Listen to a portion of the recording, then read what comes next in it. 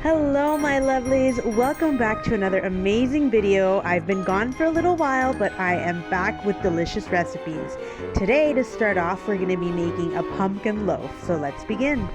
So for our ingredients, we're going to be needing all-purpose flour, pumpkin puree, we have some ground cinnamon, some salt, baking soda, some vanilla extract, baking powder, 2 eggs, we have some butter that we're going to soften, and some good old sugar.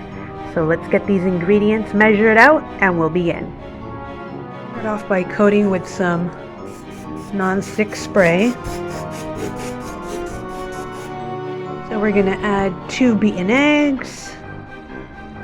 We are also going to add our 8 tablespoons of softened butter, and this is a 15-ounce can and I only need 8.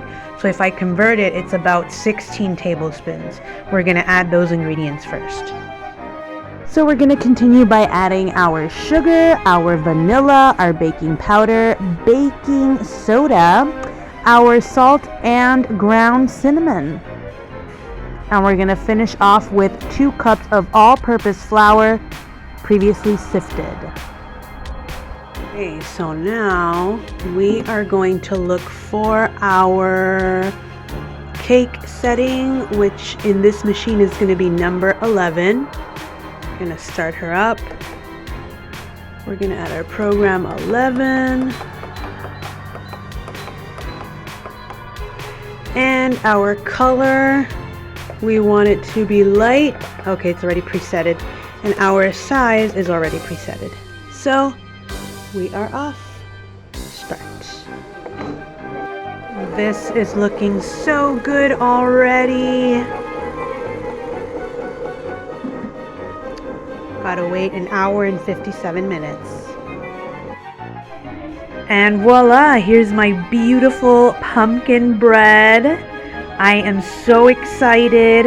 I actually didn't allow for it to cool because I was kind of anxious and I wanted to try. So a tip, let it cool or else it's gonna crumble. This piece kind of like crumbled on me, but that's all right. It tastes amazing. I just have to